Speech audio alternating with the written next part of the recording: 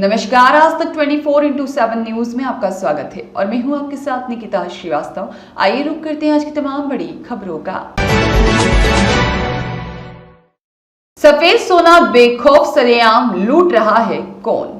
शासन प्रशासन आंखें मीचे बैठा है मौन। विकासखंड खेललांजी से महज 5 किलोमीटर की दूरी पर ग्राम भोरगढ़ के नदी घाट में विगत समय से लगातार भारी मात्रा में रेत का अवैध उत्खनन किया जा रहा है, जिसकी शिकायत समाज सेवी जितेंद्र लिल्हारे उर्फ राजा लिल्हारे क्रांतिकारी द्वारा समय समय पर शासकीय प्रशासकीय आला अधिकारियों से की गई, परंतु संतोषप्रद कोई पुख्ता कार्यवाही आज दिनांक तक नहीं की गई है।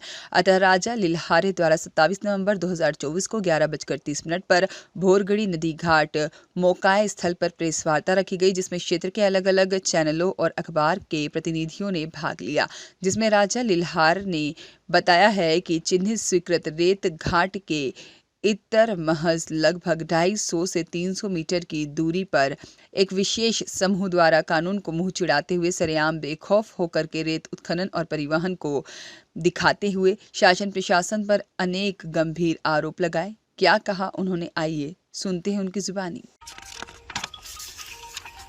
22/10/2024 को इस पर भी कोई कार्रवाई नहीं की गई और उसमें बकायदा जीपीएस लोकेशन में बताया गया है कि किस तरह से मशीन से नदी के अंदर रास्ता बनाया जा रहा है और नदी में पूरा मैदान बना दिया गया, जो सामने देख रहे हैं आप। रेत को खराब कर दिया गया है। फिर मैंने शिकायत की है एनजीटी कोर्ट भोपाल को 14 तारीख को 14/10 को, और मुख्य सचिव मध्य प्रदेश शासन को भी किया है। ऐसा पकड़ के दिखाइए। मुख्य सचिव मध्य प्रदेश शासन को किया, पोस्ट के माध्यम से आर्थिक अपराध प्रकोष्ठ को किया, यहाँ इतना भ्रष्टाचार किया जा रहा है। कलेक्टर बालाघाट बिडाल मेरा को भी किया है। फिर मैंने 11/11 को एक शिकायत की है बालाघाट कलेक्टर को, इस पर भी कोई निराकरण नहीं किया गया। फिर मैंने 22/10 को भी मैंने शिकायत की है, आईजी सर को किया है, पुलिस अधीक्षक को किया, कलेक्टर को किया है, इस पे भी कोई निराकरण नहीं किया गया।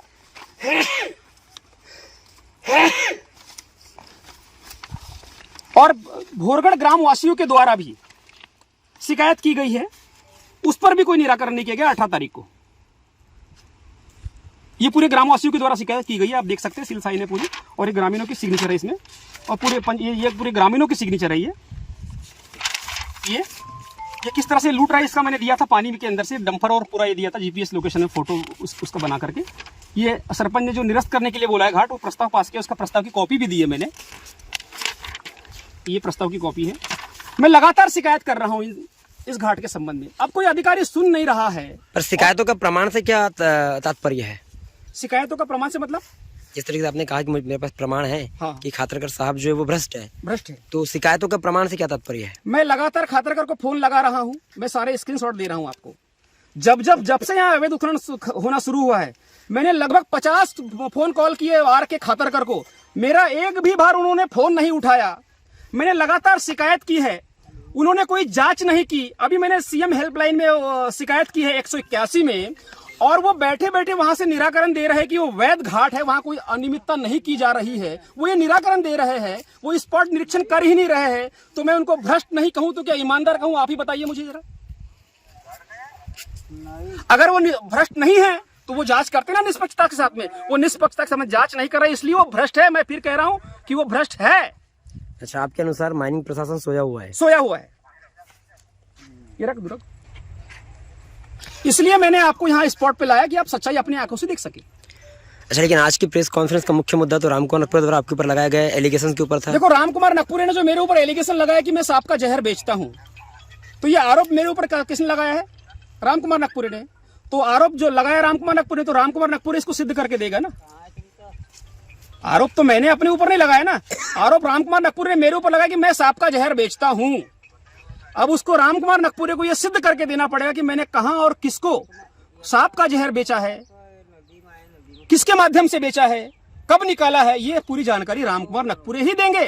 और उनको नकपुरे को आपके ऊपर एलिगेशन लगाने से क्या मतलब है, मतलब उनका क्या मोटिवेट है आपसे? देखिए, मैं आपको बताना चाहता हूं, जब मैंने रेत माफिया के ऊपर कार्रवाई करवाई है, कमिश्नर की जब कार्रवाई की 4 जनवरी 5 जनवरी को तो अचानक राम कुमार नकपुरे 15 जनवरी को सामने आए और एक लेटर लिख रहे कि राजा लिल्हारे लोधी समाज के लोगों को, लोधी समाज का अपने आप को ठेकेदार समझ रहा है और लोधी समाज के लोगों को जोड़ रहा है। राजा लिल्हारे के लोधी समाज से कोई संबंध नहीं है। और इस तरह की राम कुमार नकपुरे रेत माफिया के पक्ष में लिखकर उनको दे रहा है कि पूर्व जिला अध्यक्ष लोधी समाज महासभा बालाघाट, और उसका लेटर पेड भी दे रहा है। तो मुझे ये बात समझ नहीं आई थी कि जब जब रेत माफिया पे कार्रवाई होती है तो राम कुमार नकपुरे के पेट में और सर में और अजाब मंदरेले के पेट में और सर में क्यों दर्द होता है। मेरा इनसे कोई लेना देना नहीं है, मेरी कोई इनसे व्यक्तिगत दुश्मनी नहीं है, मगर मुझे एक बात समझ नहीं आती कि इन दोनों लोगों को तकलीफ क्यों होती है। आंसू गुनाराम बघेले के साथ में जब वहां पर मामला हुआ था 11 जुलाई को चिचोली रेत घाट में, तब भी राम कुमार नकपुरे सामने आ गए और उनके खिलाफ बयानबाजी कर रहे। तो एक बात समझने की है कि जब जब रेत माफिया, मेरी लड़ाई रेत माफिया से है ना, नदी को बर्बाद करने वाले से है ना, इनको तकलीफ क्यों हो रही है, अब इनको तकलीफ क्यों हो रही है बताएंगे। अच्छा लिल्हारे जी, लगातार सवाल उठते रहता है जनता के बीच में कि अगर राजा लिल्हारे जी को इतनी ही समस्या है, फिर समाज सेवी बनने का शौक चढ़ा है, तो वे किसानों के पक्ष में, क्षेत्र में रोजगार के पक्ष में बात क्यों नहीं करते, केवल रेत घाट पर क्यों चलते हैं? रोजगार से संबंधित भोरगढ़ में मनरेगा में जो घोटाला हुआ है, गरीबों का हक मारा गया है, आपको भोरगढ़ वासी बता देंगे। उस पे मेरी जांच चल रही है, भोरगढ़ के सरपंच पे, भोरगढ़ के सहायक सचिव पे और सचिव के ऊपर। माननीय सीओ जो है, जिला सीओ, उनके पास में उनकी पेशी चालू है लगातार और बहुत जल्दी उसमें परिणाम आने वाले। ऐसा नहीं है कि राजा लिल्हारे एक ही मामले में लड़ रहा है, राजा लिल्हारे सभी मामले में लड़ रहा है। अभी मीरकपुर में गरीबों की जमीन हड़पी गई डीपी राय माइंस ठेकेदार के द्वारा, उस पर मैं लगातार 2 साल से जंग लड़ रहा हूं और अभी माननीय उच्च न्यायालय जबलपुर में परसों के दिन मैं उसकी याचिका लगाकर आया हूं।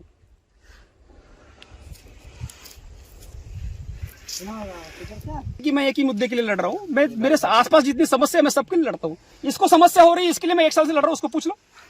इसको परेशान कर रहा है अश्विनी उपाध्याय, जिला शिक्षा अधिकारी, उसके लिए मैं लड़ रहा हूँ। आपको जो दिख रहा है, आपको लग रहा होगा कि ये एक ही चीज के लिए लड़ रहे हैं, नहीं ऐसा नहीं है। मैं सारे चीज के तथ्य दूंगा आपको। अभी परसों के दिन हमारी वहां पर कुछ मीडिया के भाइयों को मैंने बुलाया मीरकपुर में, जहां डीपी राय ने गरीब आदिवासियों की जमीन हड़पी है, उस पर भी वहां पर मैं जाकर अभी सारी स्थिति दिखाने वाला हूं पत्रकार लोगों को। ऐसा नहीं है, राजा लिल्हारे हर चीज के लिए लड़ता है, मगर एक टारगेट किया जा रहा है राजा लिल्हारे को जबरदस्ती की। राजा लिल्हारे रेत के पीछे क्यों पड़े, रेत के पीछे क्यों? अच्छा लिल्हारे जी, आपका जो एक यूट्यूब चैनल है आपके ही नाम से, तो उसमें बीते 9 माह पहले एक न्यूज आपके द्वारा एक वीडियो प्रसारित किया गया था कि कटंगी विधायक गौरव पारदी का व्यक्ति वीरू भंडारकर आपको मारने की कोशिश कर रहा है। हाँ, लेकिन वर्तमान समय में आप अधिकांश अपने वीडियो में वर्तमान जो विधायक है कटंगी गौरव पारदी जी, उनका पक्ष लेते हुए दिखते हैं। तो आपके बीच में सामंजस्य कैसे स्थापित है? उस समय आप उनको पर एलिगेशन लगा रहे थे। मेरा सामंजस्य अच्छाई और बुराई से होता है, आप समझ रहे। उस समय विधायक गौरव सिंह पारदी जी उन लोगों का पक्ष ले रहे थे, इसलिए मैं उनके विरोध में था।